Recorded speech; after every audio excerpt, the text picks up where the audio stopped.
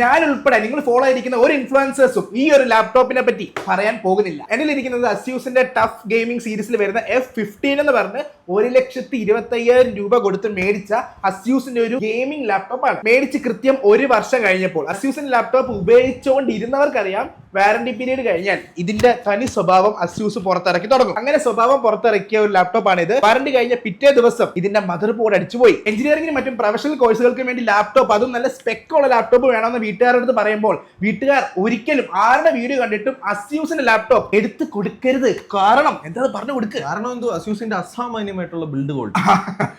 ഇതിന്റെ mother board രൂപ 40,000 രൂപ വേണം ഇത് ശരിയാക്കി എടുക്കാൻ, അല്ലേ? എന്താണ് ശരിക്കും ലാപ്ടോപ്പിനെ പറ്റി പറഞ്ഞു? സത്യം പറഞ്ഞാൽ ഭയങ്കര ലൈറ്റ് ആയിട്ട് യൂസ് ചെയ്ത ലാപ്ടോപ്പാണ്. അത് വലുതായിട്ട് ഒട്ടും ഉപയോഗിച്ചിട്ടില്ല.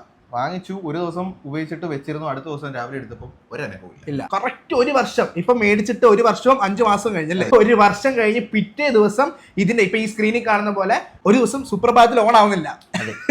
കടയിൽ ചെന്നപ്പോ എന്താണ് അവർ പറഞ്ഞത്? കടയിൽ ചെന്നപ്പം അവര് എന്നെ പിടിച്ചു നിർത്തി കുറെ കാര്യങ്ങൾ പറഞ്ഞു. അതിനകത്ത് അവർ മെയിൻ ആയിട്ട് ഉദ്ദേശിച്ച സംഭവം എന്ന് വെച്ച് കഴിഞ്ഞാൽ അസ്യൂസിന്റെ മാനുഫാക്ചറിംഗ് ക്വാളിറ്റി കാരണം ഇത് മാനുഫാക്ചറിംഗ് ഡിഫക്റ്റ് ആയിട്ട് വരുന്ന ഒരു സംഭവമാണ്. അസ്യൂസിന്റെ മെയിൻ ആയിട്ടും ടഫ് മോഡൽസ് അവർ കുറെ ശരിയാക്കി, പക്ഷേ ചിലത് ശരിയാക്കിയതൊക്കെ തിരിച്ച് റിട്ടേൺ വരുന്നുണ്ട്. ബേസിക്കലി ഒന്നും ചെയ്യാൻ പറ്റില്ല. സീരീസിൽ എനിക്ക് ഭയങ്കര ഫേവറേറ്റ് ആയിട്ടുള്ള ഒരു ബ്രാൻഡ് ആയിരുന്നു അസ്യൂസ്. എനിക്ക് എടുക്കണമെന്ന് ഭയങ്കര ആഗ്രഹമുള്ള സീരീസ് ആയിരുന്നു റോക്ക് സീരീസ്. പക്ഷേ ഈ ഒരു കുറച്ച് വർഷങ്ങളായിട്ട്, ഒരു 2 വർഷമായി കാണുമല്ലോ ഈ അസ്യൂസിന്റെ തനി സ്വഭാവം പുറത്തിറക്കാൻ തുടങ്ങിയിട്ട്. ഈ ഒരു 2 വർഷമായിട്ട് അസ്യൂസിന്റെ ഒരു പ്രൊഡക്റ്റും നമുക്ക് എന്താ പറയാ അങ്ങോട്ട് റെക്കമെൻഡ് ചെയ്യാൻ പറ്റില്ല.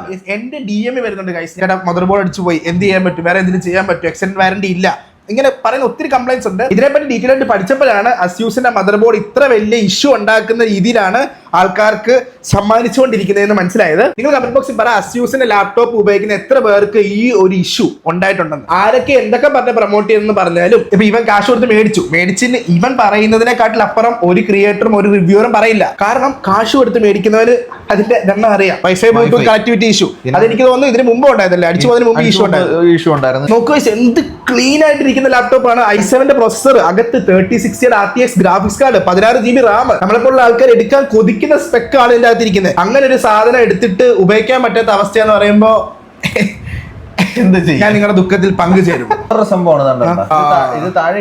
ഇതിങ്ങനെ തുറന്നു വരുന്നുണ്ട് ഗൈസ്, നിങ്ങൾക്ക് ഇവിടുന്ന് കണ്ടോ എന്ത് അവസ്ഥയാണ് ഗൈസ്.